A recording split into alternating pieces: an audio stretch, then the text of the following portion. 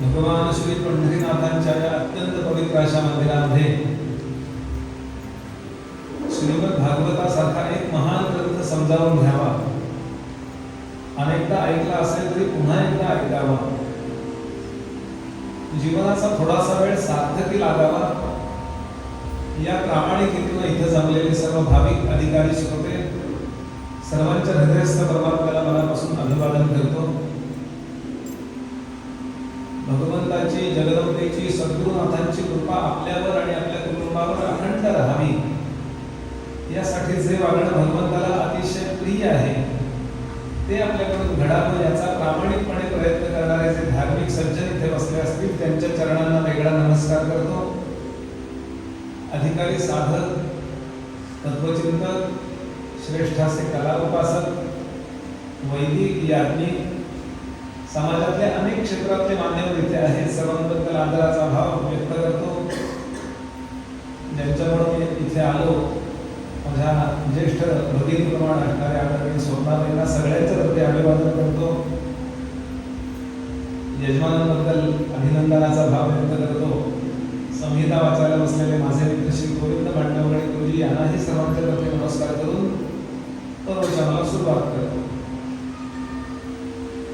आवाज थोडा कमी करायला पाहिजे, हॅमिंग येत आहे.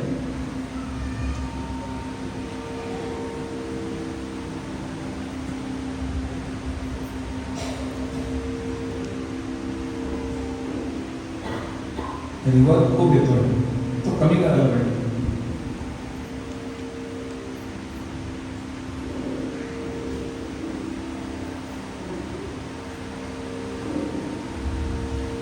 मनुष्याच्या जीवनाला आल्यानंतर या देहामध्ये काय काय व्यवस्था आहे याबद्दल बोलत असताना आपलं शास्त्र किंवा आपले साधू संत असं म्हणतात की इतर प्राण्यांप्रमाणे इथे विषयांच्या उपभोगाची व्यवस्था आहेच.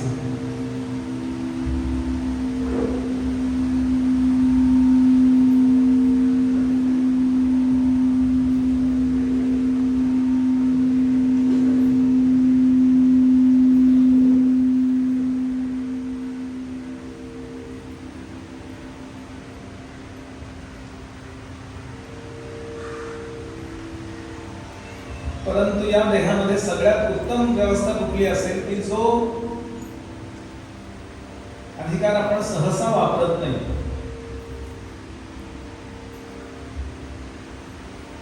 आता सध्या भारताबद्दल बोलू आपण. भारताची लोकसंख्या 150 अब्ज आहे. काय 150 कोटी ना, कोटी आहे. यातल्या किती लोकांना असं वाटतं की देवाची खरी कृपा मिळवावी?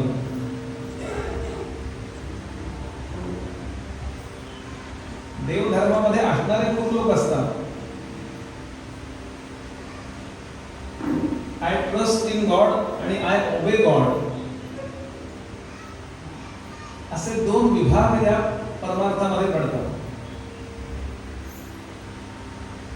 या विश्वाला निर्माण करणाऱ्या, या संपूर्ण विश्वाला संचलित करणाऱ्या आणि विश्वाचा विनाश करणाऱ्या या तिन्ही गोष्टी जो करतो असा G for generation, O for operation आणि डी फॉर डिस्ट्रक्शन असा जो देव आहे त्याचा आणि माझा काय संबंध आहे बरं?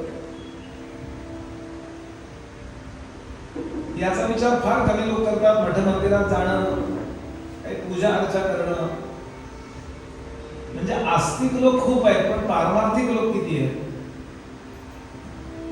जे ज्ञानोबा तुकोबांनी शोधून काढलं, जे टेंबे स्वामी महाराज किंवा या सगळ्या संतांनी शोधून काढलं, ते मला शोधायला कुणी अडवलंय का? पण असं वाटत नाही. असं गीता सांगते की हजारोंमध्ये एखादा असा असतो की जो माझ्या मार्गावर येऊ इच्छितो, माझ्या मागोमाग. मनुष्याणाम सहस्रेषु, हजारोंमध्ये एखादा. धावपळ चाललीच आहे सारखी. पैसे मिळवणं आहे, विषयांच्या उपभोगांची व्यवस्था उभी करणं आहे, हे सातत्यानं चाललेलं आहे. आणि विशेष म्हणजे हे सगळं इथं राहतं हे कळून सुद्धा इतकं मिळवताय. बरोबर नाही आलं असतं तर काय केलं असतं. म्हणून मध्ये मध्ये मध्ये मध्ये त्या प्रपंचातून आपण डिटॅच व्हावं, दूर जावं आणि शांत बसून जो पांडुरंग स्थापन केलाय त्याच्या कृपेची खरी व्यवस्था काय आहे त्याचा विचार करावा. याकरता आपल्या पूर्वजांनी ही मंदिरं स्थापन केली, याकरता उत्सव महोत्सव ठेवले, याकरता प्रवचन कीर्तन ठेवली, याकरता पोथी वाचन ठेवलं, याकरता थोडा तरी प्रामाणिक परमार्थ करावा. आणि याकरता सगळ्यात महत्वाचं काय व्हावं लागतं तर आपल्या विचारामध्ये बदल व्हावा. पण विचार हे मनुष्याचं जीवन आहे. गेल्या जन्मी आपण जो विचार केला तो देह आपल्याला या जन्मी प्राप्त झालेला आहे. असे माझे नातेवाईक असावे, असं माझं आरोग्य असावं, मी स्त्री असावं का मी पुरुष असावं, असं गेल्या जन्मी आपण काहीतरी विचार केलेला आहे. हे सिद्धांत लक्षात हळूहळू एक एक दिवस पुढे जाईल तसा याच्यावर विश्वास बसेल.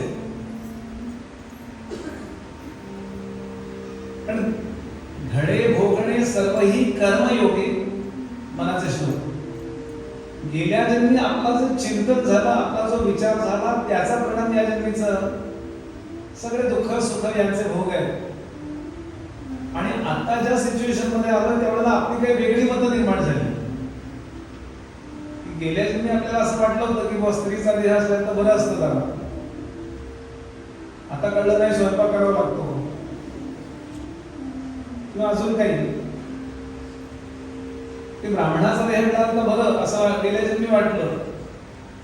या जन्मी इतकी कटकट रिझर्वेशन मुळे नको बाबा तो दिला असं या जन्मी वाटायला. म्हणजे गेल्या जन्मीच्या विचारांचा परिणाम या जन्मीचा देह मिळाला आणि सगळे उपभोग मिळाले. आणि त्याची प्रतिक्रिया म्हणून उपभोग भोगताना आपली प्रतिक्रिया असते काही छान झाले गुलाबजाम, चांगली आहे माझी बायको, काय जे असते ते प्रतिक्रिया प्रत्येकाची असते. त्या प्रतिक्रियेने नवीन प्रारब्ध निर्माण करतो आपण. आणि हे एंडलेस आहे. ही बॅड सायकल सातत्यानं चालू आहे. यातनं थोडं डिटॅच व्हावं, बाजूला यावं. आणि मला जन्मही नको, मरणही नको, कुठलाच देह नको, मला माझ्या स्वतःच्या घरी जायचंय, आत्मोद्धार करून घ्यायचा आहे. निजानंदी आम्ही बांधिले घर, नामदेव महाराज.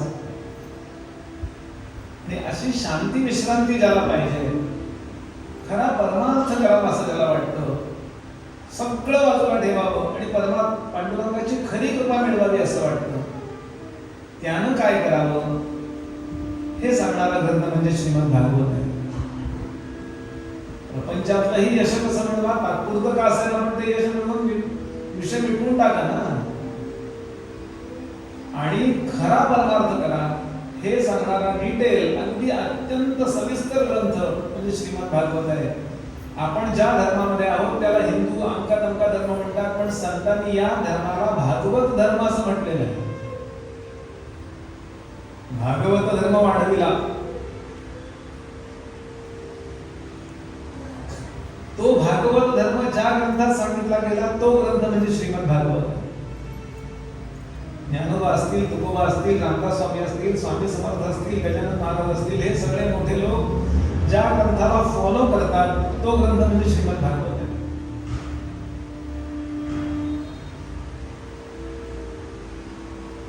म्हणून आजपासून 7 दिवस शांतपणाने बसून आपण या भागवतात काय सांगितलंय बरं.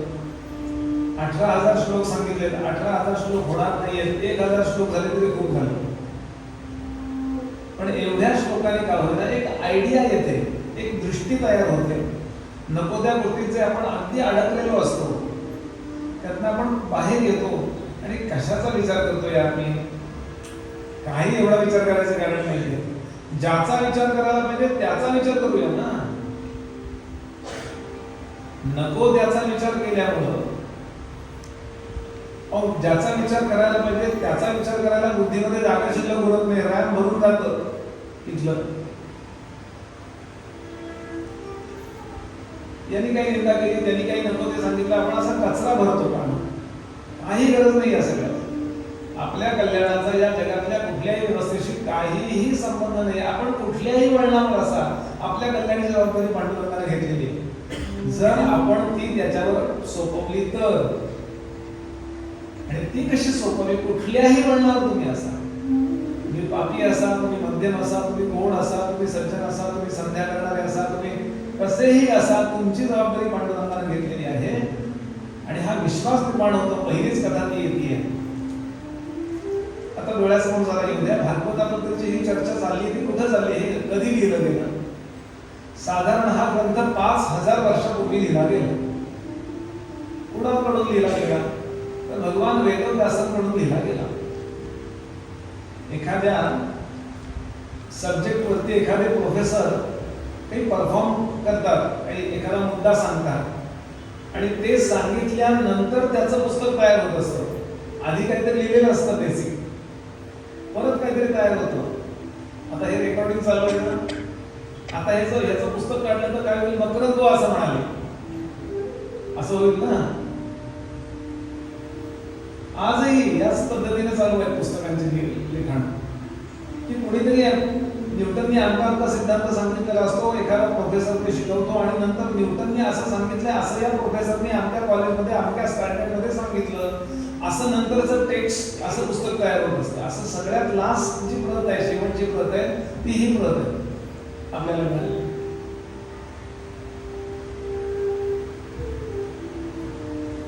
डोळ्यासमोर जरा चित्र येत आहे.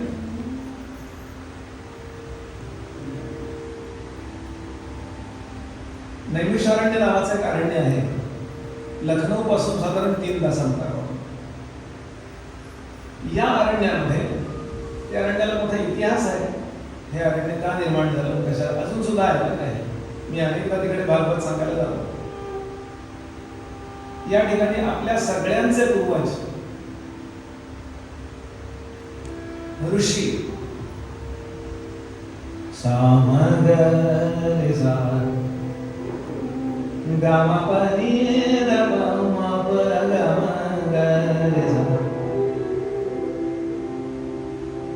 आपल्या सगळ्यांचे पूर्वज तिथे बसलेले आहेत 5000 वर्षापूर्वी अंदाजे.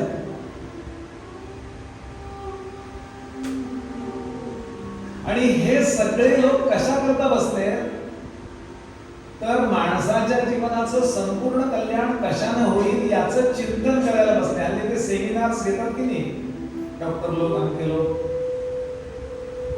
असे सगळे लोक बसलेत. आपले पूर्वज, आपले पूर्वज ऋषी होते, लक्षात ठेवायला. आपले पूर्वज माकड नव्हते. डार्विनचं सगळं ऐकू नका. जर कोणी फार आग्रह करायला लागला, वैयक्तिक भांडायला लागला आपल्याशी, तर त्याला म्हणा तुझ्या घरातला प्रॉब्लेम आमच्यावर लादू नकोस. इंडियन कल्चर काय बोलता याचा विचार करून ठेवला पाहिजे ना. जनोलोकात, तपोलोकात मानव तयार झाला आणि तो पृथ्वीवर आला. हल्ली ज्याला आपण एलियन थिअरी म्हणतात. आपण सगळे फॉरेनर आहोत इथे पृथ्वीवर. आपण तयार झालोय, मानव नावाचं ते स्ट्रक्चर तयार झालं आपल्या सिद्धांताप्रमाणे. ते तपोलोकात तयार झालं, आपण इथे आहोत. अश्मयुग आणि वानर आणि माकड हे काही काही वेळा खरंही वाटतंय लोकांचं वागणं पाहिल्यावर. पण आपल्याला आपल्या लिटरेचर बद्दल, आपल्या कल्चर बद्दल एक अभिमान असला पाहिजे आणि आपल्याला माहिती असलं पाहिजे. कारण डार्विनचे दोन्ही सिद्धांत त्याच्या मुलांनी खोडलेले आहेत. म्हणून बऱ्याच लोकांनी ते मांडले होते, डार्विन आपल्याला शिकवला गेला का, तर आपल्याला इंग्रजांनी राज्य केलं म्हणून. त्याच वेळेला ट्रेन मधल्या एका व्यक्ती पण शोधलंय आणि जर्मनीतल्या पण एकाने हे शोधलेलं होतं. म्हणजे त्याला वाटलं, त्याला हेच काहीच नाहीये, त्याला वाटतंय असं. असो, तिकडे आता जायचं नाहीये. तर आपल्या सगळ्यांचे पूर्वज ऋषीमुनी, ऋषीमुनी सगळ्या ज्ञातीमध्ये झालेले आहेत. सगळ्या जातीमध्ये ऋषीमुनी, साक्षात तरी लोक समजून, जातीचा काय संबंध आहे? या सगळ्यातनं बाहेर यायला पाहिजे आपल्याला. तर घर तुम्ही नवीन बांधलं आणि घरामध्ये जर जळमट असेल तर ते घर जसं बरं वाटत नाही, तसं आपल्या डोक्यामध्ये कुठलीही जळमट असता कामा नये. क्लीन असलं पाहिजे. लोकांनी जळमट तयार केलेली आहे, नंतरच्या लोकांनी. मूळ सगळं इतकं क्लीन आहे, स्वच्छ आहे. असो, हे सगळे बसले आणि या सगळ्यांनी त्यांना भेटलेल्या एका चांगल्या प्रवचनकाराला, एका पुराणिकाला काही प्रश्न विचारले. इथे सुरुवात होते या श्रीमद भागवताच्या महात्म्याची. सुरुवातीला भागवत महात्म्य आहे. महात्म्य याचा अर्थ एखाद्या प्रॉडक्टची जाहिरात. असं नाही आपण टीव्हीवर पाहतो अमकामचं तेल जर तुम्ही लावलं तर तुमचे केस कायम काळे राहतील. अमका तुम्ही प्लेटनी दाढी केली तर तुम्ही किती कमी शिकलेले असा तुम्हाला नोकरी मिळणारच, फक्त हे प्लेट वापरा असं असतं की नाही. काहीतरी जाहिरात असते, तो अतिशयोक्ती असते. तसं काही होतं का? तसं काही होत नसतं. पण तसं इथं अतिशयोक्ती नाही. इथे अत्यंत वास्तवाला धरून वेदव्यास बोलतात. हे सगळे लोक एकत्र जमलेत आणि या सगळ्यांनी प्रश्न विचारला की महाराज, 3 युग जी होती पाठीमागची, सत्य उर्फ कृतयुग, दुसरं त्रेतायुग आणि तिसरं द्वापर युग. या 3 युगाची जी लाईफस्टाईल होती, दिनचर्या होती, ती इतकी सहज आपण परमार्थ करू अशी होती. पण आता या कलियुगामध्ये आपल्या शरीरालाच आपण सर्वात जास्त महत्व देतो. ऐकली बघा, आता सध्याच्या काळामध्ये शरीर सांभाळणं हा एक उद्योग झालाय की नाही. कुठं गावाला जायचं तर गोळ्यांचा डबा वेगळा घ्यायला लागतो. काही उठले आणि गेले असं होतं का सांगा बघा. आणि या शरीराकरता माणसं इतकी वाटेल ती करताय. या शरीरातून मला सुख मिळालं पाहिजे, या शरीरातून मला सुख मिळालं पाहिजे, याकरता शरीर फिट पाहिजे. योगाचे क्लास तरी कशाला घेतात लोक? योगाची जी 8 अंग आहेत त्यातलं शेवटचं अंग आहे समाधी. यम, नियम, आसन, प्राणायाम, प्रत्याहार, धारणा आणि मग समाधी. समाधी करता योगा किती लोक करतात? शुगर कमी होते, बीपी कमी होतं, अंक कमी होतं, तंक कमी होतं, हे अशी जाहिरात असते की. प्राणायाम करा, अनुलोम विलोम म्हणजे पृथ्वीवरचं अमृत आहे. ते काही वाईट आहे असं नाहीये, पण भोगा करता जर तुम्ही योगा केला तर तो भोगा आहे का योगा आहे? बोला. शरीर चांगलं ठेवून मला एन्जॉय करायचं एवढा एकमेव जर ध्येय असेल तर तो योगा नाहीये. मी शरीर नाहीये हे कळाय करता योग आहे. मी आता या शरीरात आलो. जसं एखाद्या गाडीतनं प्रवास करतो आपण, म्हणजे गाडी असतो का? गाडीचा ऍक्सिडेंट झाला तर आपल्याला लागतं हे बरोबर आहे, पण गाडी आणि आपण वेगळे आहोत की नाही. तसं या शरीरात आपण आलो आहे. या शरीराला विसरलो आपण आणि या शरीरापासून डिटॅच झालो तर आपलं परमार्थ होणार आहे. शरीराला सोडून जाता येत नाहीये म्हणून शरीराला घेऊन परमार्थ करायचा. संत श्रेष्ठ तुकाराम महाराजांचा अभंग आहे, पांडुरंगा एक उपकार करशील का रे माझ्यावर? एक उपकार कर, मला या शरीराचा विसर पडू दे, मग माझा परमार्थ चांगला होईल. सोमाजी गोमाजी कापसे, राहणार मापसे, असा घट्ट पकडून बसलो मी या विचाराला. म्हणून तुकोबांचा प्रसिद्ध अभंग आहे,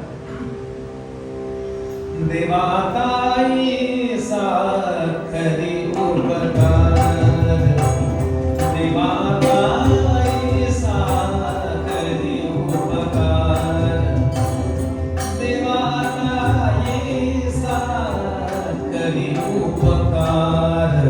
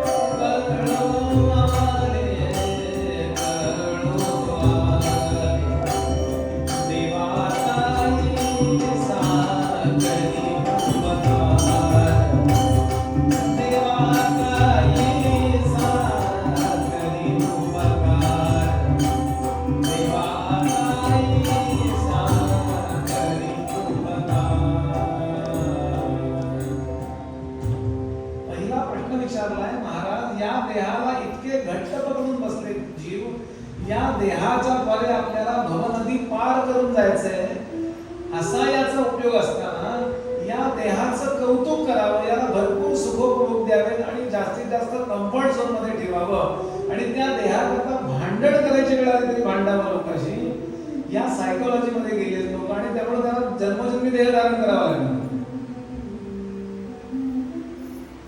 देहाला एक वाक्य लक्षात ठेवा, देहाला विसरल्याशिवाय सुख नाही. देहाच्या माध्यमातून सुख नाहीच आहे. मला आपण सांगा, आपण गाढ झोपतो, गाढ झोपतो, झोप काय म्हणतात तुमच्याकडे, ते काय म्हणतात, गाढ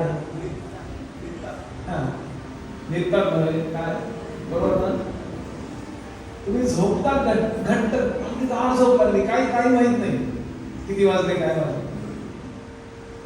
मला आपण सांगा, तेव्हा तुम्ही देहाला विसरलेले असता की नाही?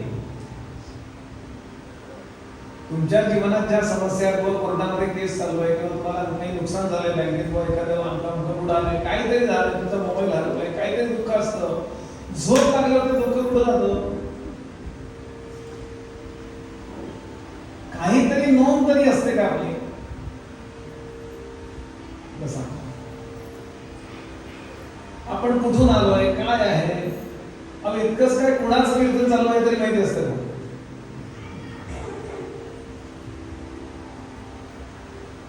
म्हणजे देह तिथं काय तुम्हाला विषयांचे भोग मांडलेत का? कोणी बटाटे पण खायला देते का?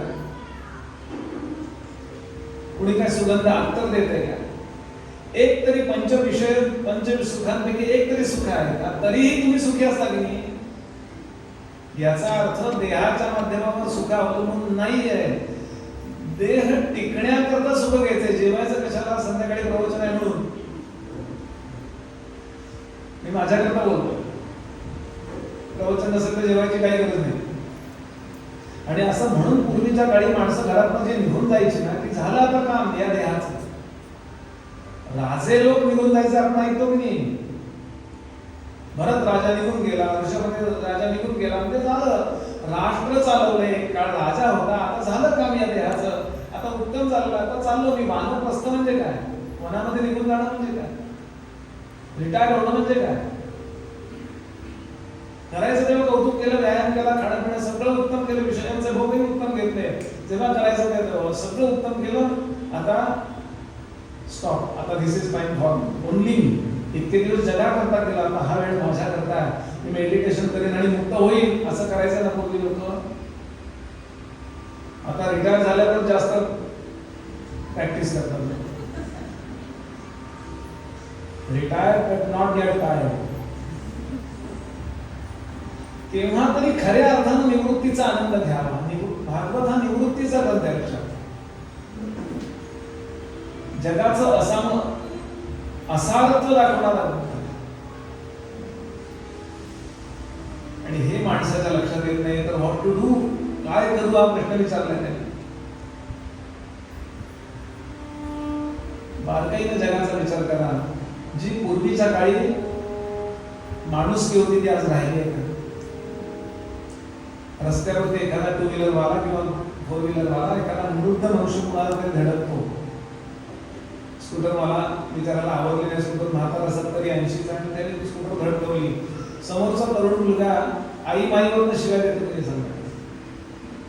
भले त्याचं चूक आहे, पण त्याला आदर पूर्वी होता की नाही? आपण वयाचा आदर ठेवायचो की नाही? अरे म्हाताऱ्या आले थेरड्या दिसत नाही का, डोळे, असं बोललं पाहिजे का? हे जे एथिक्स होते ना पूर्वी, हे क्रमाक्रमानं घसरत चालले की नाही? आज माणसाला माणूस नकोय की नाही? बघा, लेका बाप नको, एकाने छान सांगितलं, लेका बाप नको, स्त्री पती नको, सासू सुनेला नको, जावे जाऊ नको, नणंदही नको, ती भाव जाही नको, वृद्धाचा पगडा घरी मुळी नको, राजा प्रजेला नको, नीती धर्म नको, दया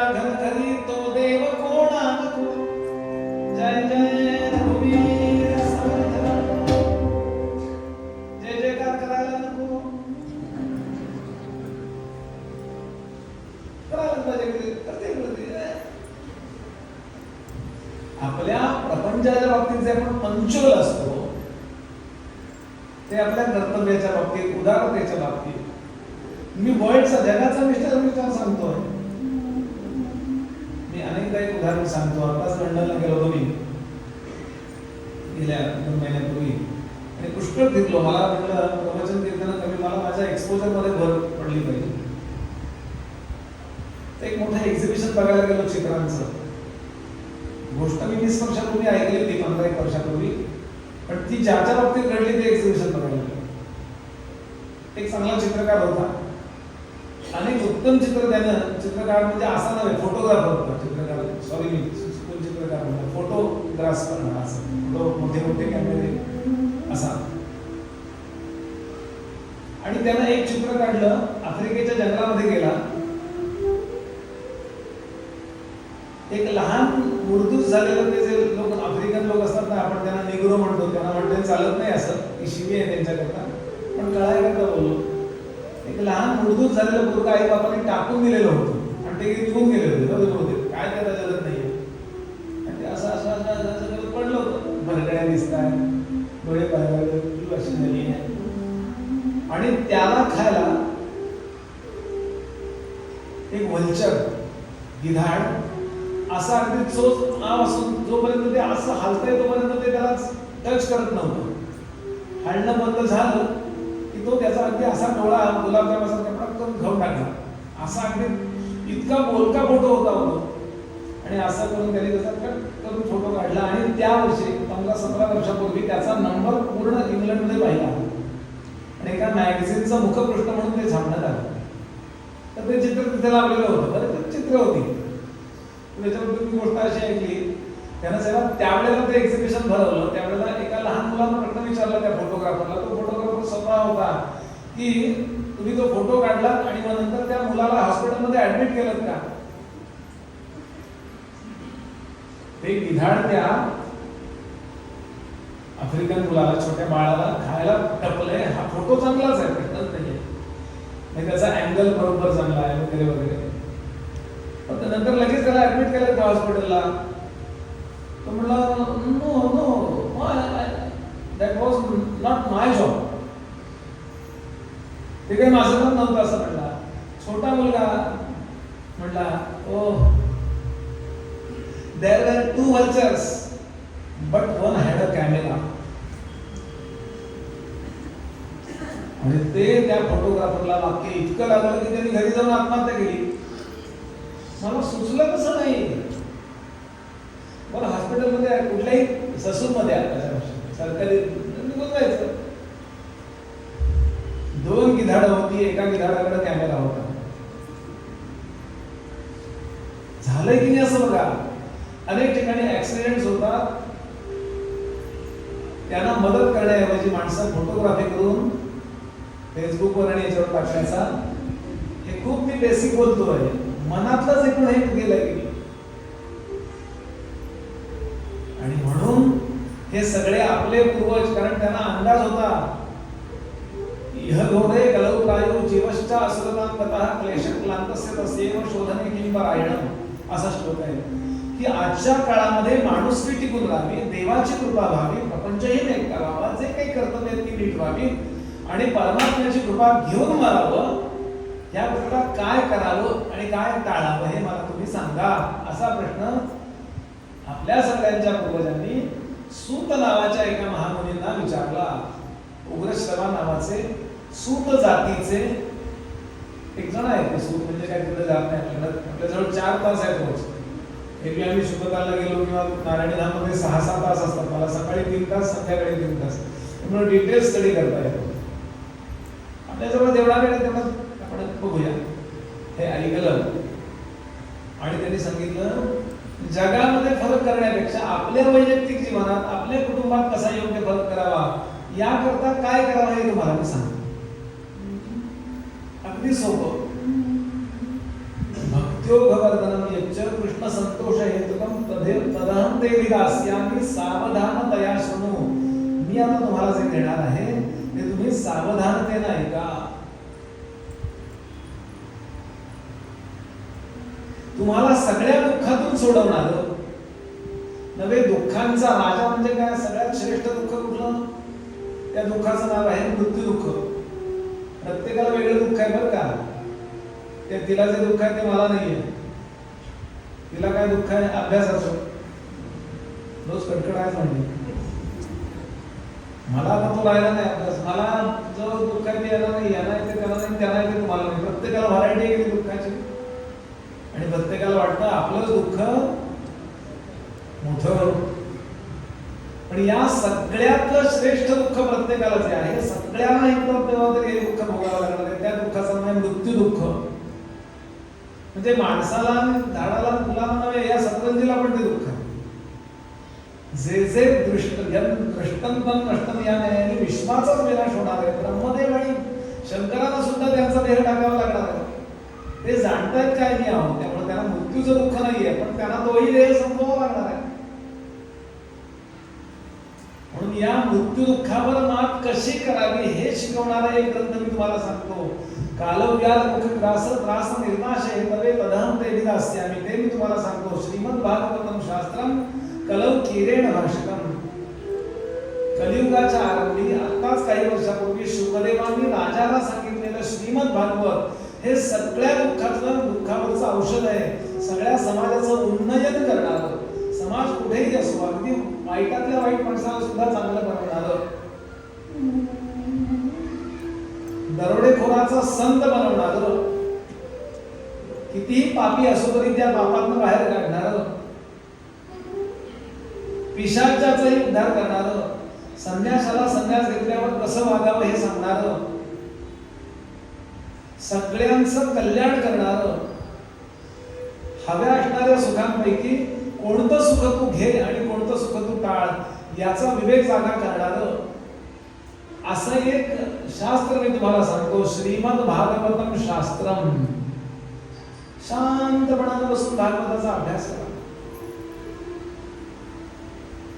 अरे एकदा असं झालं की भागवत व्यासाने लिहिलेलं होतं, तोपर्यंत सगळ्या साधनांना इतकं महत्व होतं.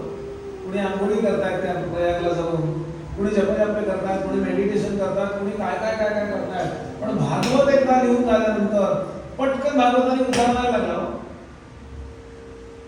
हे नवीन एखादं लस तयार व्हावी, औषध तयार व्हावं असं झालं. म्हणून ब्रह्मदेवाला आश्चर्य वाटलं. म्हणून ब्रह्मदेवानं सत्य लोकांमध्ये एक तराजू मांडला. काय म्हणतात तुम्ही त्याला? तराजूला तागडी. तागडी मांडली. एका बाजूला सगळी साधनं ठेवली, तीर्थयात्रा, जपजाप, योगा सगळं ठेवलं आणि एका बाजूला फक्त श्रीमद भागवताची पोथी ठेवली. तो श्रीमद भागवताच्या पोथीचं पारडं, ती साईड खाली गेली होती तागडीची. सगळी साधनं एका बाजूला आणि फक्त भागवताचं श्रवण. त्यात तुम्हाला काही आयोजनाला फारच बांधले लागतं बरं. तुम्ही कोणाला बोलवलं हे विसरा, कोण सांगायला विसरा, कोण संहिता सांगायला वाचायला विसरा. हे घरात आयोजन होणं जरी दुराप असतं. मी असे अनेक उदाहरणं पाहिलेली आहेत. गेल्या 25 वर्ष मी भागवत सांगतोय की ठरवून सुद्धा भागवत कॅन्सल झाली. याचा अर्थ कृष्णाला तुमची सेवा नको आहे आणि त्याला हवी असेल तर तशी आई मिळेल ठरवतो. तुम्हाला अनुभव आलाय आता. तुमच्याकडनं त्याला सेवा हवी आहे. त्यावर फार अब्जाधीश लोक असतात, पण नको असेल तर नाही घेत. तो फार चुजी आहे बरं पांडुरंग. भयंकर चुजी आहे. बाप दिसतोय नुसता असा उभा महाचक्र आहे. इतका नाटकी आहे हो. त्यातनं जे गेले असते त्याला कळेल. भयंकर नाटकी आहे.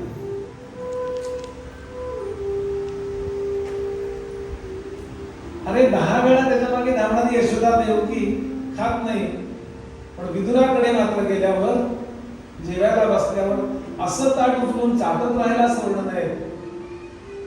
उरके सर्व आमागुनी असं म्हणजे जेवण परी ताट चाटणे उरके असं मोरोबंताने केलं.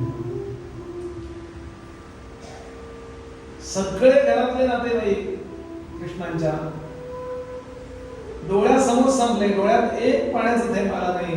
पण असा सुदाम देवाच्या पायावर मोक्ष घडतो, पायावर डोकं ठेवतो सुदाम देवाच्या. काय असेल विचार करा ना.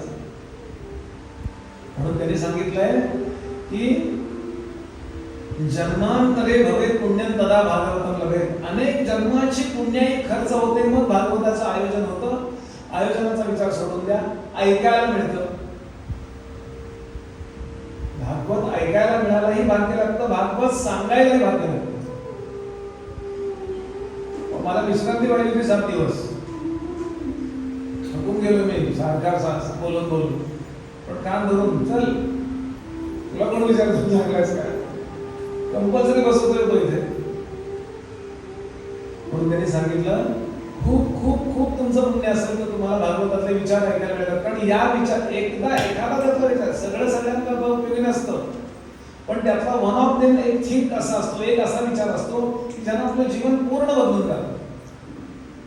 तो तुम्हाला ऐकायला मिळू नये म्हणून तुमचीच पातळी तुमच्या जीवनाच्या आड येतात. जसं आपल्या डोळ्यामध्ये असणारा मोतीबिंदू आपल्या डोळ्याच्या आड येतो की दिसायला, मग ते ऑपरेशन करावं लागतं की नाही.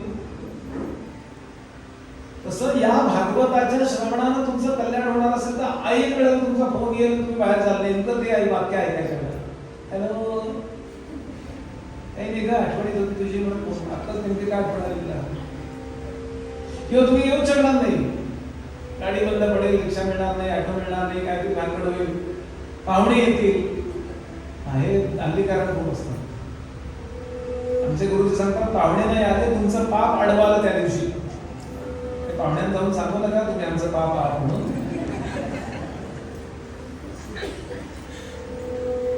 येणार आहे इथे सगळं पुढे पुढे पुढे, म्हणून सगळं अवॉइड करावं आणि भागवताचं श्रवण करावं. एक प्रसंग, एक गोष्टच सांगतो ऐका.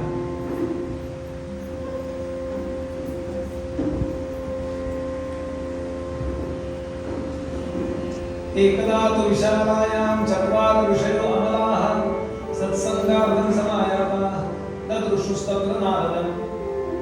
बद्रीनाथ बद्रिकेदार हा जो भाग आहे या ठिकाणी एकदा सनक, सनंदन, सनतकुमार आणि सनातन अशी 4 भावंड ब्रह्मदेवाचे मानसपुत्र गप्पा मारत बसले होते. गप्पा म्हणजे आपण गप्पा मारतो आणि ते गप्पा मारतात खूप फरक असतो. आपण जगाच्या गप्पा मारतो आणि ते जगदीशाबद्दलच्या गप्पा मारतो. विश्व निर्माण होण्याची प्रोसेस काय आहे, कुठलं तत्व आधी निर्माण झालं, देव कृपा कशी करतो, वेद हे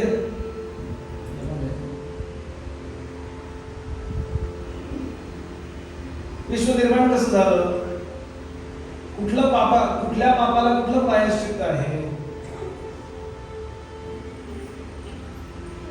अशा चर्चा झाल्या त्यांच्या. आणि इतक्यात त्यांच्या कानावरती यमन रागातले वीणेचे गोड स्वर आले. यमन कल्याण राधाधर मधुमित जय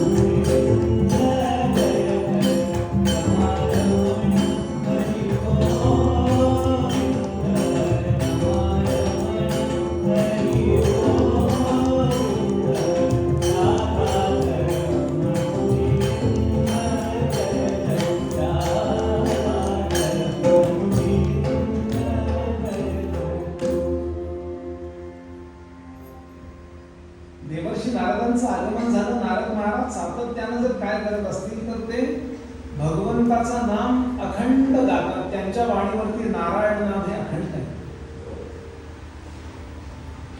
पण आज त्यांचा अत्यंत प्रसन्न असणारे ते, आज त्यांचा चेहरा पडलेला आहे.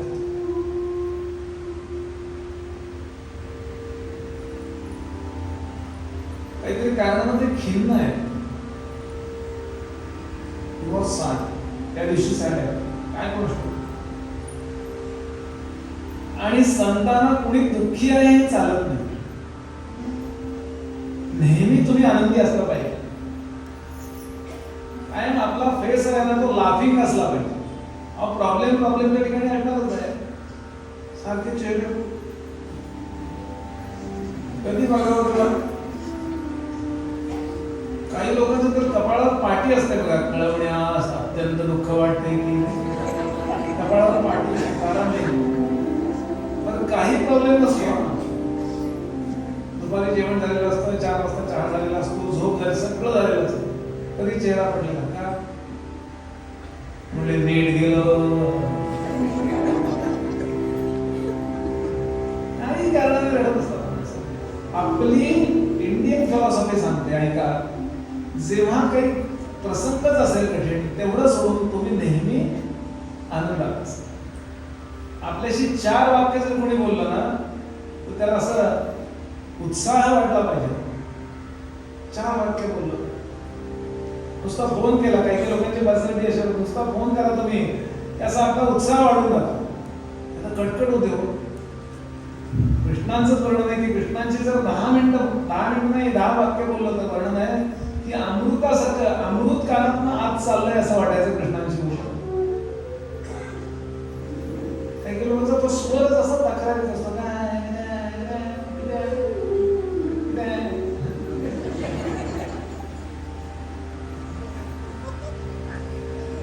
हे बघा अगदी लॉजिकल आहे, सगळं सरळ आहे. तुम्ही भगवंताचे बनवता मी स्वतःला, मग मी रामाचा आहे, मी कृष्णाचा आहे, मी स्वामी समोर कुठंतरी आपली श्रद्धा आहे की नाही. कुठेही असो श्रद्धा आहे म्हणजे काय, ते आहेत माझ्या पाठीशी आहे की नाही. मग ते पाठीशी असतील तर आपल्याला घाबरायचं काय कारण आहे. आपण आपल्या कामात चुकायचं नाही, कुणाचं वाईट व्हावं असं मनात येऊ द्यायचं नाही, त्याला विसरायचं नाही. 3च आहेत साधन, 4थी साधनच नाही. अरे try my level, best in my life. माझ्या आयुष्यावर मी माझं काम उत्तम करीन. कुणाचं वाईट तर विचार पुन्हाच करायचा नाही. कोणत्या कारणाने मनुष्य सॅड होतो या 3 पैकी काहीतरी असतं. आपलं काम नीट करत नाही, दुसऱ्याबद्दल अनुलोम विलोम म्हणतो. काय स्पर्धा. आपण दुःखी नाही आहोत, आपण सुखी आहोत, पण कुणापेक्षा तरी आपण कमी आहोत असं वाटतं. काय स्पर्धा आहे. माझ्याकडे मला प्रवचन मला एवढीच करते, त्या बघा तो प्रवचनकार त्याला एक पण नाही माझ्याकडं, पण त्याला लाख माणसं बस रडत आहे. अरे 2 माणसं असतील तरी तेच प्रवचनकार, 2000 असतील 2 लाख असतील तरी तेच. आपल्याला काय करायचं. समर्पित आहे. सातत्यानं मनुष्य दुःखी आहे, दुसऱ्या कोणाची तरी सातत्यानं स्पर्धा चालते, आणि तिसरं दुःखाचं कारण त्याला विसरतो. ही सुपर पॉवर आपल्या पाठीशी आहे हे विसरलं जातं. हे माहिती सगळ्यांना असतं, आणि म्हणून प्रवचन कीर्तन ऐकायचं आठवण होते ना. म्हणून आपण जर माझ्या पाठीशी स्वामी समर्थ आहे, काय रामदास स्वामी आहे, तुकोबा आहे किंवा पांडुरंग आहे, तर मी आनंदात असला पाहिजे. आणि या आनंदात राहण्याचा उपदेश गोंदवलेकर महाराज करतात. आनंदात असावे, ते उडतंय ना ते नीट ठेव ना. आनंदात असावे,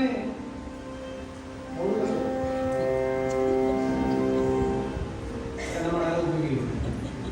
ऐका, आनंदात असावे आळस भय क्लेश सर्व त्यागा. ऐकण्यापूर्वी वाजू नका.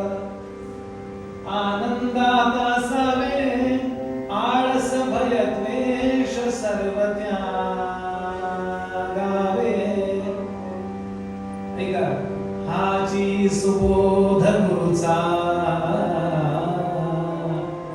गोंदवलेकर माणसा जो सुबोधाच्या आली आहे त्यातली आहे, नेहमी आनंदात असावे, त्यासाठी आळस भय द्वेष सर्व त्यागावे. हाची सुबोध गुरुचा, अनुसंधाना कधी न चुकवावे.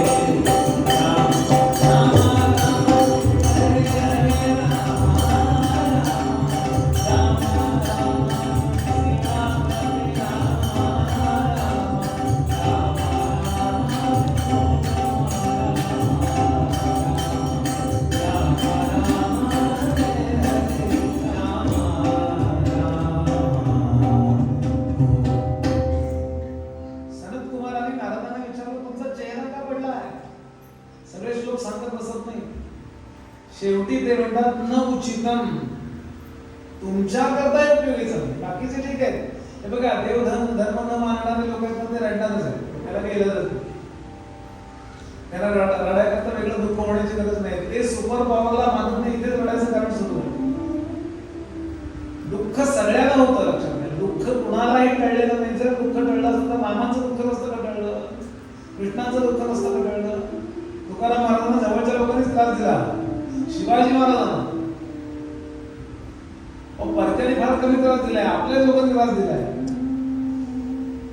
ठिकाणी भगवान छान सांगितलं, तुमच्या मित्रांच्या मध्ये सगळ्या जातीचे परके सगळे लोक असतील, पण लक्षात ठेवा तुमच्या शत्रूंमध्ये तुमचेच लोक असतात. मला हे वाक्य विशेष वाटलं, तुमच्या जवळचेच लोक तुम्हाला त्रास असणारच आहे. पण तुम्ही जर त्याला मानत असाल तर दोन गोष्टी होतात, तुमची रिॲक्शन चुकीची होत नाही, प्रतिक्रिया. आणि दुसरी गोष्ट, तुम्ही इग्नोर करायची शक्ती तुमच्यात देतो, दुर्लक्ष करू शकता. त्याला उदाहरण देतो मी. नेहमी एसटीला प्रवास करतो की नाही आपण, बसने मोठ्या,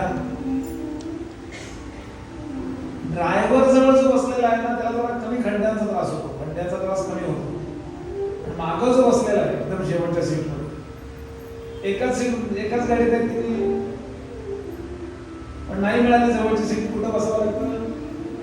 आम्ही त्या गुहागरला आलो, अजून जो रस्ता किती वर्ष झाली त्याला, अजून जो रस्ता चांगला व्हायचा. ते नितीन गडकरी साहेब म्हणले कोकणातल्या लोकांसारखा ताप मला कोणी दिला नाही म्हणले. हा जो पट्टा आहे अजून रस्ता व्हायचा, किती वर्ष काम घडलं, कारण काही असो. पण त्याला गुहागरला आल्यानंतर त्याने विचारलं, मग कसे आला, म्हणलं पाखडत आलो. हे उदाहरण कायम लक्षात ठेवा, ड्रायव्हरच्या नियरेस्ट जो बसलाय त्याला कमी त्रास होतो आणि लांब बसलाय त्याला जास्त त्रास होतो. तसं तुम्ही देवाच्या जवळ गेला, प्रारब्ध बदलत नाही पण त्रास कमी होतो. आणि त्रास होण्याचा मुद्दा आहे, हो प्रारब्ध कशाला बदलायला, तेव्हा तरी चुकवायचंच आहे आपल्याला, क्लीन करायचं. म्हणून तुम्ही का दुःखी आहात, सनत कुमारांनी नारदाला प्रश्न विचारला. कारण काय, नारदांनी कारण जी सांगितली आहेत ना इतकी अप्रतिम आहे. नारद म्हणाले, नॉट फॉर पर्सनल कॉज, वैयक्तिक कारणाकरता मी दुःखी नाही, ओनली फॉर नॅशनल कॉज. समजायला मी नॅशनल शब्द वापरला. ज्यानं कल्याण होणार आहे अशी भक्ती, असं ज्ञान आणि असं वैराग्य लोकांना नको आहे. आणि ज्यानं निश्चित कल्याण होणार आहे ते विषयांचे सुखांचे उपभोग पाहिजेत लोकांना, आणि म्हणून मी दुःखी आहे. ज्ञान, भक्ती आणि वैराग्य इथं गोष्ट आली, या गोष्टीचं तुम्ही आता रमत नाही. ज्यानं आपलं कल्याण होणार आहे त्याच्याकरता आपल्याला तीन गोष्टी आवश्यक आहेत, परमेश्वराची भक्ती, परमेश्वराचं ज्ञान, आणि भक्ती आणि ज्ञान मिळवण्याकरता नको असलेल्या गोष्टी ज्या आहेत आपल्याला आढळणार आहे त्याच्याबद्दल हे नको असं वाटणं, वैराग्य नको बा. पण वैराग्य धारण केल्याशिवाय विगतः रागः यस्मान् सः विरागः. राग शब्द आहे, राग याचा अर्थ आसक्ती, अनुराग, रंज धर्म, रंज. एखादी गोष्ट आपल्याला आवडते, देवाच्या आड येणार आहे ते आवडतच कामा नये, किंवा प्रयत्न करून ते अवॉइड करावं. अगदी साधं, आपण आता इथे बसलेले आहात, काय 100-125 लोक जे आहात, जे आता तुम्ही आहात, तुम्ही काहीतरी त्याग करून आलेला आहात की भागवताला, घरात काहीतरी त्याग केलाय की नाही. आपण आता सिरियल बघता आले असते, मार्केटिंग करता आलं असतं, 100 सुट्टीचे दिवस काय एन्जॉय करतात माणसं, पण ते सगळं अवॉइड करून, हा जो अवॉइड करण्याचा भाव आहे याला वैराग्य म्हणतात. माझ्या कल्याणाकरता किती महत्वाचं असतं तरी ते मला अवॉइड करता आलं पाहिजे प्रपंचातलं, आणि मला परमात्म्याकडे गेलं पाहिजे, परमात्म्याकडे गेलं पाहिजे याकरता जे लागतं ते वैराग्य, भक्ती.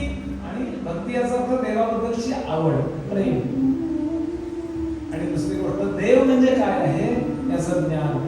या 3 गोष्टींनीच आपलं कल्याण होतं.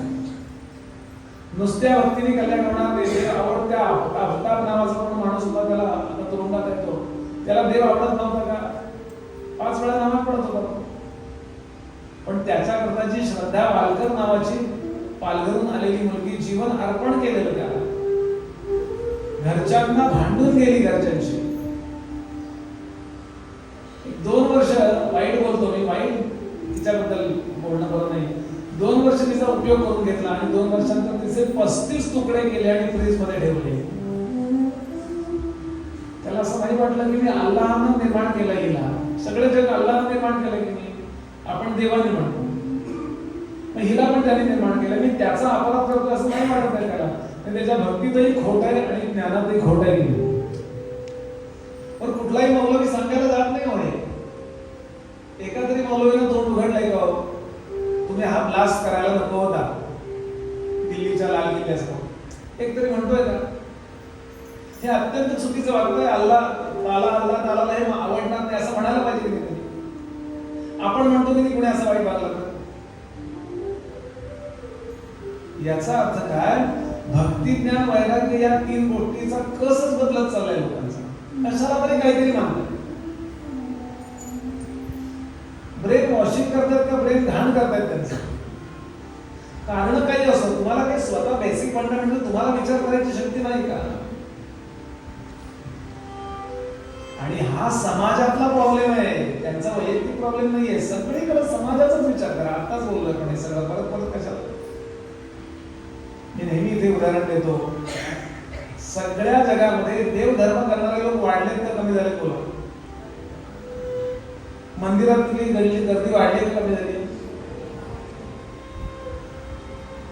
चर्च मधली चर्चेस जी आहेत किंवा मशिदी आहेत, सायनागॉग्स आहेत, या सगळ्या ठिकाणची गर्दी वाढली की किंवा?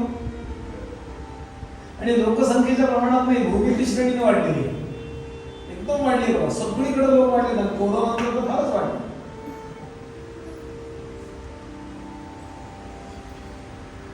सगळ्या प्रार्थना स्थळातली गर्दी वाढली, सगळ्या धर्मातली, बरोबर? मान हलवा म्हणजे तुम्ही जागेत हेही कळतं मला आणि तुम्हाला मान्यही कळतं. ते अंधार आहे मागे, त्यामुळे मला काही दिसतच नाहीये माणसं. बरोबर आहे मी बोलतोय? जगातला भ्रष्टाचार कमी झालाय का वाढलाय? बोला. स्त्रियांकडे बघण्याची पुरुषांची दृष्टी पवित्र झाली का अपवित्र झाली? स्त्रिया सुरक्षित झाल्यात का असुरक्षित झाल्यात? मंदिरातली गर्दी वाढली आहे, मठातली गर्दी वाढली आहे, चर्च मधली गर्दी वाढली, मशिदीतली गर्दी वाढली आहे, स्त्रिया असुरक्षित झाल्यात. म्हणजे काय? भक्त वाढलेत म्हणजे स्त्रिया सुरक्षित झाल्या पाहिजेत ना. भक्तांना वाईट वागू नये अपेक्षा आहे की नाही? जो सज्जन आहे त्याला वाईट वागू नये अपेक्षा आहे की नाही? मशिदीत जाणारा जो आहे, मंदिरात कुठल्याही, म्हणजे तुम्ही कुठेही जा, तुम्ही तिथे जाणार आहात म्हणजे तुम्ही पवित्र असलं पाहिजे, जीवन अंतर्बाह्य, ही अपेक्षा शास्त्राने ठेवली, संतांनी ठेवली, तर चुकीची आहे का? What is mistake? चुकतंय का? लोकांची देवधर्माची व्याख्याच चुकीची होत चालली.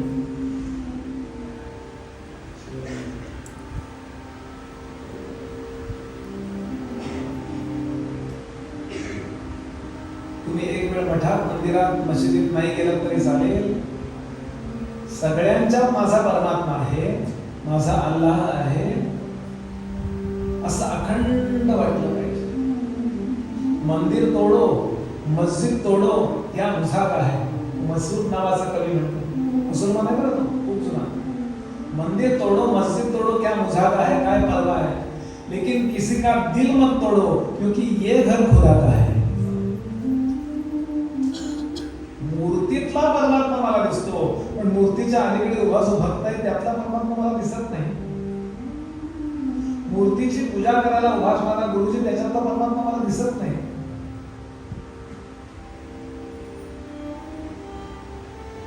खूप वर्षापूर्वी मी आदरणीय प्रभाकर कार्यकरांच्या मुखातलं गाणं ऐकलं होतं. तो कवी म्हणतो, देवा कशाला येतोय मंदिरात मी तुझ्या? तू जे सांगितले तसं तर मी तुम्ही येऊ नका मंदिरात म्हणून सांगत नाही बरं, नाही तर बरं झालं मला मोकळं गेलं.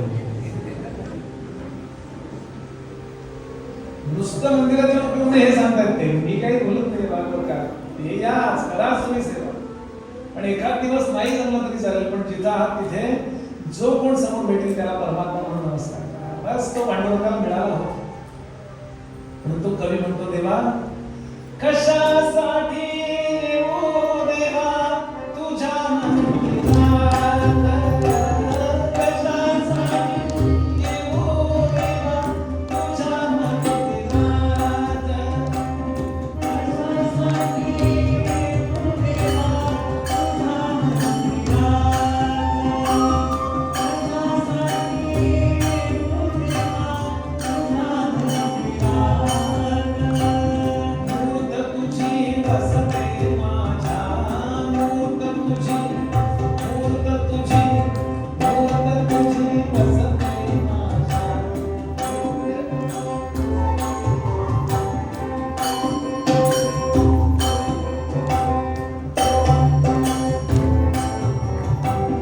मूर्त तुझी बसते माझ्या नित्य अंतरात, मूर्त तुझी बसते माझ्या, मूर्त तुझी बसते माझ्या नित्य अंतरात, कशासाठी येऊ देवा तुझ्या मंदिरात,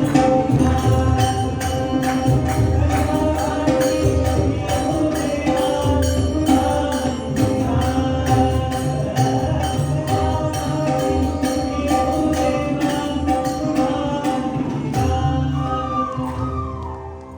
कधी नाही आलो तुझ्या कथा कीर्तनाला, कधी नाही हात माझ्या दान धर्म झाला, गंध फुल नाही जवळी तुझ्या पूजनाला, भक्तिभाव जाणून घे तू वसे जो पुरा तू.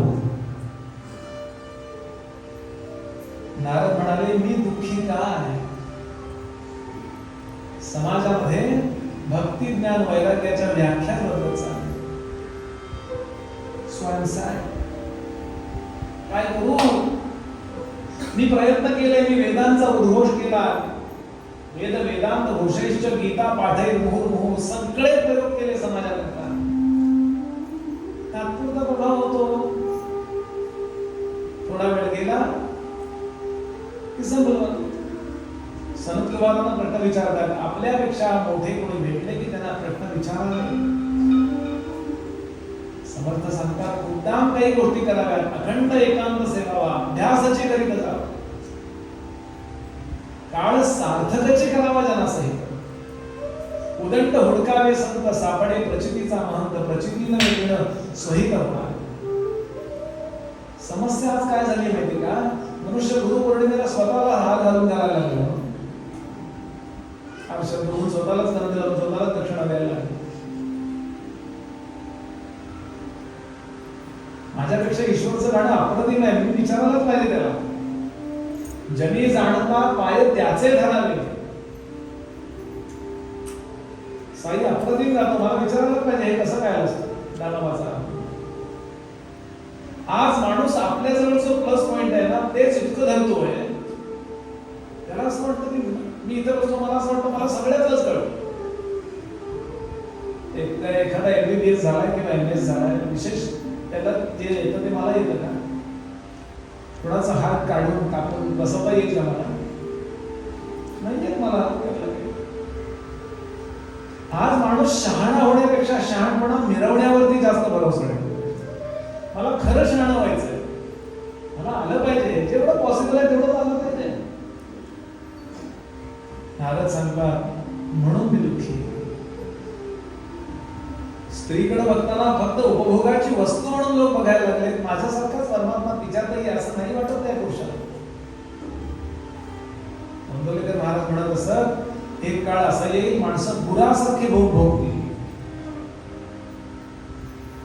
आणि त्यात त्यांचं अकल्याण आहे. हो, म्हणून प्रॉब्लेम आहे. संतांना का दुःख होतं बघा. समर्थ म्हणाले भारताची अवस्था बघून चिंतेने ऊर फाटतो.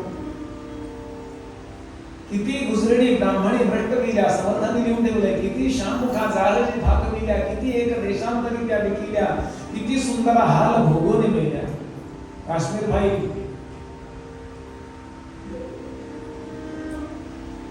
एक राज्यकर्ता नाही त्याला स्वच्छ सांगणार. सेक्युलरिझम कसलं सेक्युलरिझम. म्हणून कृष्ण पाहिजे कर्णा तू धर्माचं नाव घेऊ नकोस. जेव्हा धर्म पाळायला पाहिजे होतास तेव्हा तू पाळलेला नाहीयेस. आता एक धर्म तू संपला पाहिजेस.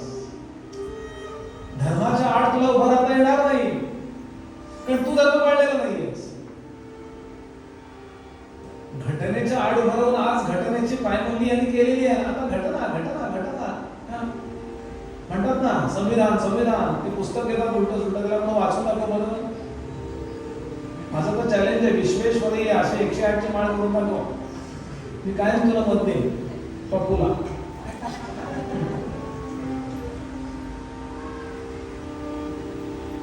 एकदा जसं दही घुसळतं तसं बुद्धी घुसळून टाका मग लोणी बाहेर येणार. मंथोनी नवनीता पैसे घे अनंता वाया व्यर्थ कथा सांगली. कशाला परमार्थ म्हणतात. फुलं वाहणे आंघोळी करणे ते सगळे टोपणं आहेत. प्रोटोकॉल्स आहेत. परमार्थाची खरी व्याख्या मला सर्वाभूती परमेश्वर दिसला पाहिजे. विष्णुमय जग वैष्णवांचा धर्म भेद आणि अभेद दोन्ही टाका. भेदाभेद धर्माला म्हणतो भेद नका पाळू मग अभेदही पाळू नका. भेद आणि अभेद दोन्ही बाजूला ठेवा. आणि याच्याकरता काय करू हा माझा प्रश्न आहे. आपण ज्ञानेश्वरीच्या शेवटच्या 13 वह्या वाचा. शेवटच्या त्या पसायदानाच्या इथे ज्ञानेश्वरीचं शेवट आहे. येणे बरे ज्ञान देवो सुखिया झाला. म्हणजे याचा अर्थ आतापर्यंत तो दुःखी आहे ज्ञानोबा. त्याच्यामुळं समाज दुःखी आहे म्हणून तो दुःखी आहे. आणि काय पाहिजे जे कळांची व्यंकटी सांडो वाकडे म्हणत टाकून द्यावं स्वभावाला. दया सत्कर्मी रती वाढो भूता परस्परे जणो किंवा पडो मैत्र जीवांचे दुरितांचे तिमिर जाणो विश्वस्वधर्म सूर्य पाहो जो जे वांछील तो ते लाहो प्राणी जात. एक जी ओळ आहे ना ती अशी दूध ओतू जाताना तसं चित्तातनं प्रेम ओतू जात आहे आपल्याकरता. नारदांना दुःख या करता समर्थांना दुःख या करता ज्ञानोबांना दुःख या करता. तुकोबांचा अभंग आहे अरे पांडुरंगा हा तुझा लाडका देश परित्याचा पुरता झाला नाश. थोड्या थोड्या स्वार्थाकरता हे सगळे सरदार लोक नको त्याच्या मुघलशाहीत जातात औरंगजेबात जातात थोड्या थोड्या पगारा करतात. शिवबाच्या पाठीशी का नाही उभे राहतात. तुकोबांचा अभंग आहे. आणि हे ऐकलं आणि सनत कुमार म्हणाले काळजी करू नका काळजी करू नका. एकच उपाय जमेल तेवढ्या या भागवतातल्या तत्वज्ञानाचा प्रचार करा. भागवतातलं वाक्य म्हणजे भागवताद्वारेच येतं असं नाही. तुम्ही सुद्धा बोलता येते वाक्य नेमकं भागवतात आलेलं असतं. त्या तुम्ही मराठीत बोलता तुम्ही कोकणीत बोलता पण तो भागवतात मुद्दा आलेला असतो. तुम्ही दासबोधातलं वाक्य घेता पण तो भागवतात तिथे आलेला असतो. या भागवताच्या तत्वज्ञानाचा प्रचार जेवढा होईल तेव्हा पुन्हा माणुसकी स्थापन होईल. आपल्या एकट्याच्या घरापुरतं सत्ययुग कृतयुग सुरू होईल. आपल्या वैयक्तिक जीवनात आपण कृत असे नका बाजूला कलियुग पण तुम्ही सत्ययुगात असल्यासारखे अत्यंत सच्चे असाल फार स्ट्रॉंग असाल. गोंधळ काय माहिती का एलिझाबेथ रूझवेल्ट नावाचा अमेरिकेचे राष्ट्राध्यक्ष होऊन गेला होता 38 वगैरे असं. तो म्हणाला there is a problem in the world. या जगामध्ये प्रॉब्लेम असा आहे जे वाईट मार्गावर आहेत ना, दे आर सो कॉन्फिडंट. म्हणजे चांगल्या मार्गावर दे आर कन्फ्युज. ऐकले असं माळ घेणारा मनुष्य इन्फिनिटी कॉम्प्लेक्स मध्ये आहे आणि कुत्र्याला सांभाळणारा, कुत्र्याला घेऊन सकाळी साखळी घेऊन त्याच्या कामा करतात कुत्र्याला बरमुडावर. आता ते सिगारेट सो कॉन्फिडंट. वेळ आली तर जाते कुत्र्या करता, मला तो मुद्दा नाही बोलायचा, पण माळवाला जास्त कॉन्फिडंट पाहिजे की नाही. संचन जो आहे, जो पवित्र आहे, तो जास्त कॉन्फिडंट पाहिजे का अपवित्र आहे तो अनकॉन्फिडंट पाहिजे? बोला. आपल्याला भागवत करतं काय तर तुम्हीच चांगल्या मार्गावर आहात, तुम्ही कॉन्फिडंट राहा, एकदम आत्मविश्वास असू द्या. होय, या संतांचा येस, घाबरत काय. Be strong first. आणि असं भागवत शिकवतं. ऐका एक गोष्ट. दक्षिणेमध्ये तुंगभद्रा नावाची एक नदी आहे. या नदीच्या तीरावरती एक पट्टण होतं, एक शहर होतं. या शहरामध्ये आत्मदेव नावाचा एक ब्राह्मण राहत होता. सज्जन होता.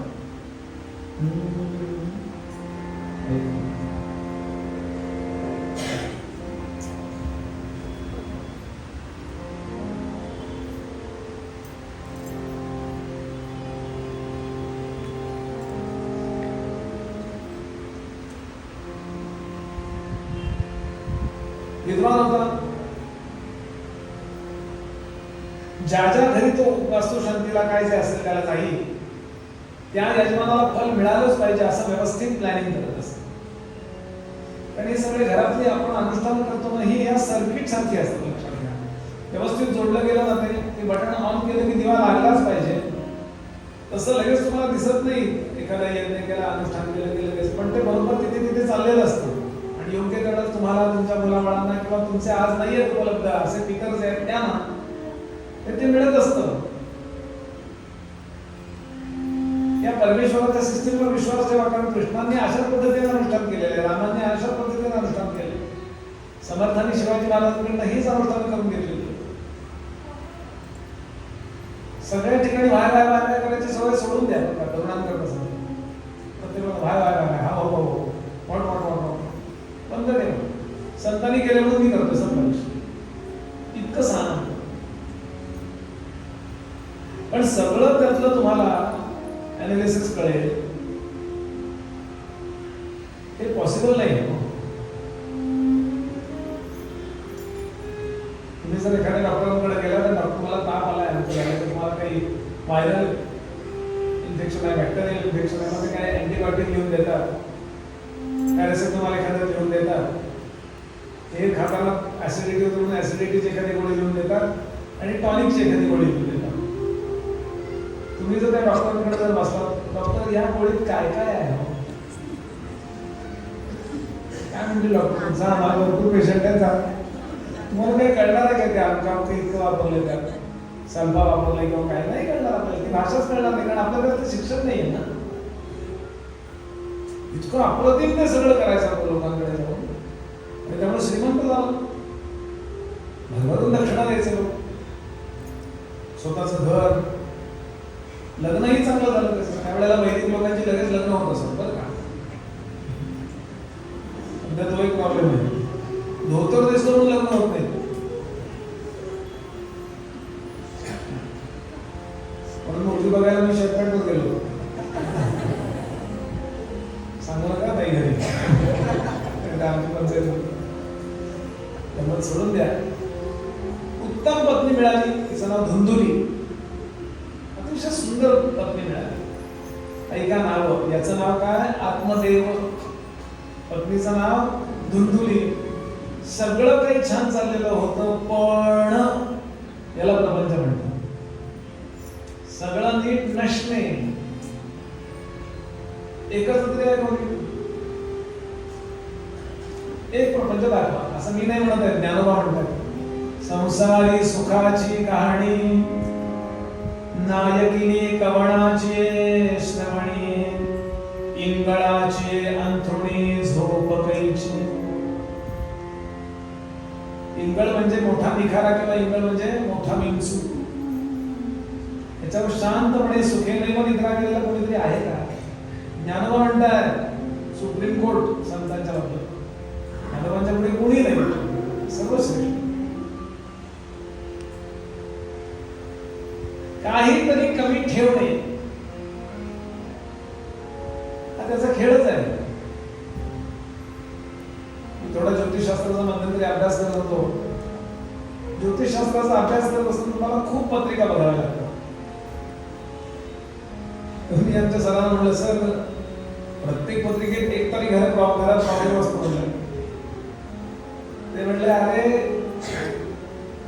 जे 12 घर असतात ना, ज्या घरात प्रॉब्लेम असतो त्या घराचं दार आपल्याला देवाकडे देणार असतं. ते इकडे कोणी झालं नसतं म्हणजे. काहीतरी बघा ना. मी नेहमी तुकडोजी महाराजांचा एक अभंग म्हणत असतो, तेव्हा कशाला असा प्रपंच बनवला असेल. कुणा हे दे, कुणा ते दे, कुणा हे दे, कुणा ते दे, कुणा हे दे, कुणा ते दे, कुणा हे दे, कुणा ते दे, कुणा हे दे, कुणा हे दे, कुणा हे दे, कुणा ते दे, न देसी सर्व कोणासी, न देसी सर्व कोणासी, प्रभो हा खेळ दुनियेचा कशाला सांग केलासी, प्रभो हा खेळ दुनियेचा कशाला सांग केलासी, प्रभो हा खेळ दुनियेचा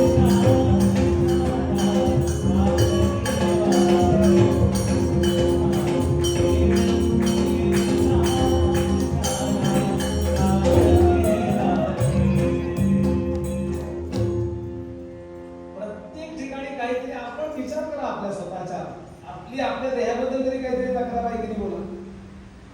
थोडा उंच पाहिजे होता, थोडा बुटका पाहिजे होता. काळाच फार आहे होती, गोराच फार आहे होती. इतरांचं सोडून द्या, नवऱ्याचा स्वभाव बरोबर नाही, बायकोचा स्वभाव, मुलाचा, ते जाऊ द्या. आपल्या देहाबद्दलही आपली तक्रार आहे की थोडा जाड पाहिजे. काहीतरी कमी वाटते, याला प्रपंच म्हणतात. त्याला कमी काय होतं, याला अपत्य नव्हतं, अनपत्यत्व हा दोष होता. मुलगा नाही, मुलगी नाही, काही नाही, येणवीला म्हणजे येणवीला काही नाही. आणि म्हणून झाला परिणाम असा,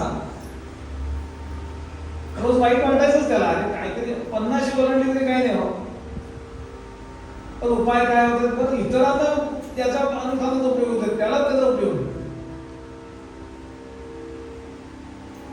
पण सगळं माहिती आहे त्याला, कर्मविभाग सिद्धांत माहिती. पण काही वेळा असं असतं की सगळं माहीत असलं तरी सुद्धा धारणा जेव्हा बदलते, बिघडते, तेव्हा माणूस हे विसरतो की मला हे माहिती आहे, आणि आत्महत्या करायला तो निघून गेला.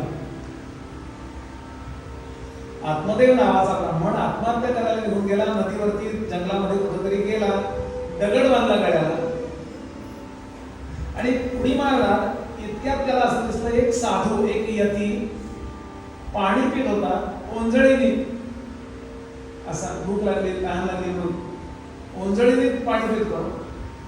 मी एकदा एका ठिकाणी सांगत होतो, ते म्हणले बुवा संन्यासी होता, त्याला तर चांदीचं भांडण होतं, ओंजळीने पाणी पित होता. म्हणलं सोपं सांगू का, दुसऱ्याच्या ओंजळीने पाणी पित नाही त्यालाच साधू म्हणतात. आपलं स्वातंत्र्य नेहमी साधू आभार एक ठेवू, साधा आहे आणि खरा साधू. याला वाटलं त्याला नमस्कार केला, म्हणून त्यानं तो दगड सोडला आणि आत्मदेव ब्राह्मणाने त्या साधूला, त्या संन्याशाला पायावर डोकं ठेवून नमस्कार केला. आणि आता मरणार आहे म्हणून रडला, कारण मरताना मनुष्य फार प्रामाणिक होतो. आपण अप्रामाणिकपणानं का वागू शकतो माहिती का, आपण स्वतःला चिरंजीव समजतो. ज्या दिवशी आपल्याला डॉक्टर सांगतात 6 महिने कॅन्सर लास्ट स्टेज, त्यानंतर माणसं किती चांगली वाटतात. परवा एक मुलाखत वाचली, एका एन्कॉलॉजिस्टची मुलाखत ऐकली, आपणही ऐकली असेल, युट्यूबवर आहे.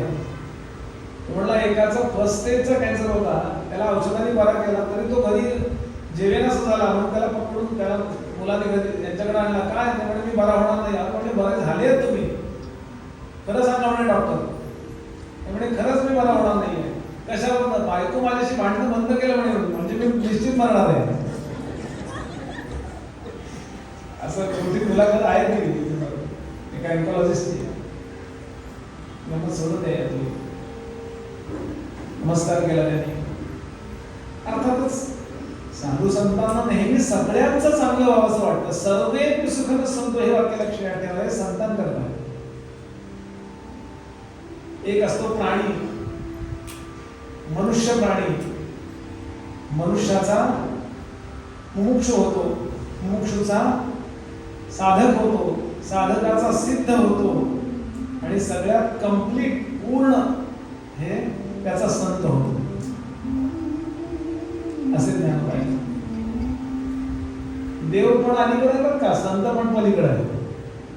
निळोबानी देहूला मला तुकोबांचं दर्शन व्हावं म्हणून मोठा अनुष्ठान केलंय. उपाशी राहिले, 21 दिवस उपाशी राहिल्यावर पांडुरंग प्रकट झाले.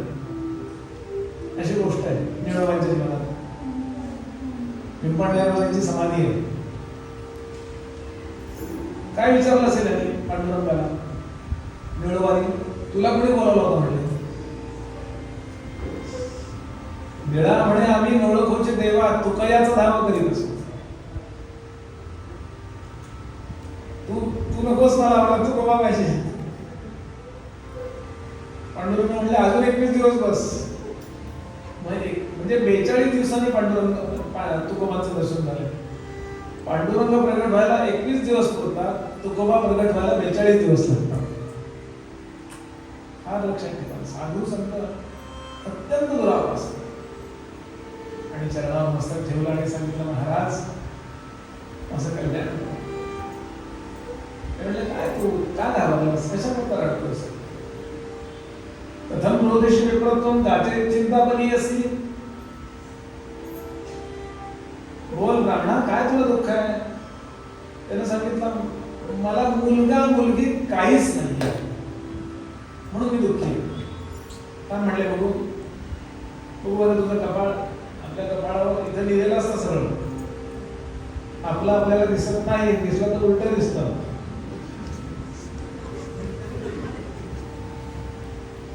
मी पंतप्रधान होणार असं गेल्या वर्षी 22 लोकांना वाटत होतं.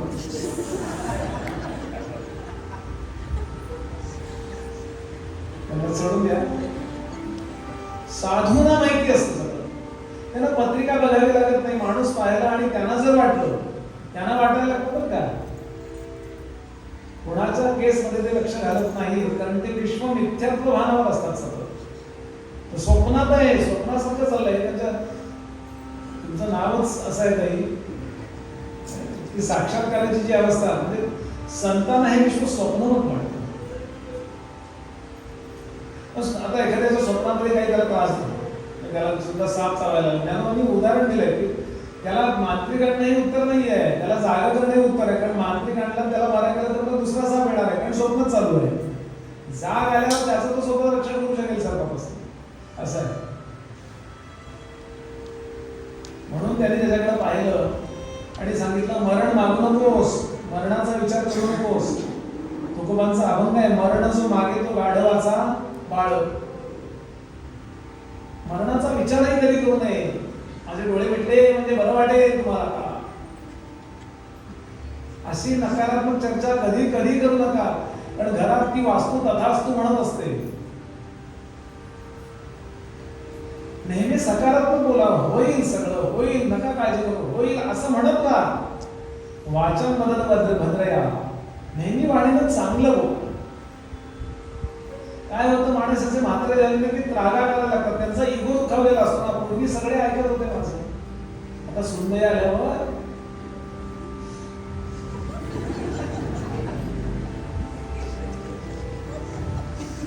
वाईट त्याचं वाटतं. इगो दुखावला तो वाईट वाटतं आणि तो दुखावला जाता काम नाही, कारण नसावाच.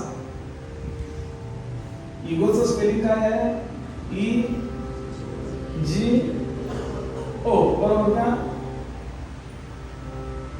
आणि अजून एक स्पेलिंग आहे IGO. कशाकरता बोललो? देव म्हणतो where is ego God says I know. थोडस इगो नसावा, वाईट कसं वाटतं. आणि म्हणून कधी मरणाची भाषा बोलू नये. इतका आंबे मानखोरात इतका संपवला की आंबा, इतकं तांदूळ संपवले की नाही. तब्येत चांगली असताना ज्या ह्यानं एन्जॉय केलंय, आता बिघडल्यावरती काही कुठलंही बिघडल्यानंतर आता नाही म्हणू कधी. कारण जेव्हा चांगलं असताना म्हणलं का नाही अर्धा आंबा खाऊन झाला, चांगला आहे, पण तेव्हा मला आता मरायची इच्छा आहे असं म्हटलं काय मनुष्य. म्हणून जीवनात पहिला भागवत निरोप देत आपल्याला नकारात्मक तो फेकून द्या. नाही, पहिली गोष्ट तुम्ही कधी रडू नका, आनंदात राहा. दुसरी गोष्ट आत्महत्या, नकारात्मकता कठीण आहे, अवघड आहे. काही अवघड नसतं. या जगामध्ये परमात्मा आधी उत्तर तयार करतो, मग समस्या तयार करतो. हे वाक्य लक्षात ठेवा. आधी मला सांगा, ते शब्द कोडं येतं ना सकाळमध्ये, आधी उत्तर तयार होतं का आधी कोडं तयार होतं? बोला. आधी उत्तर तयार असतं. उत्तराशिवाय कोडं कशाचं कोडं? या उत्तराचं कोडं. म्हणून हे ज्याला कळलं ना, तो मनुष्य कधी या जीवनात नकारात्मकता विचार करत नाही. मोठा उपदेश केला त्याला आणि त्याला सांगितलं, बाळा मुलाचा विचार करू नको. ज्याचा प्रपंच सगळ्यात कमी आहे तो त्याच्यासारखा भाग्यवान कोणी नाही. बरं का? त्यांनी म्हटलंय संन्यासे सर्वथा सुखम.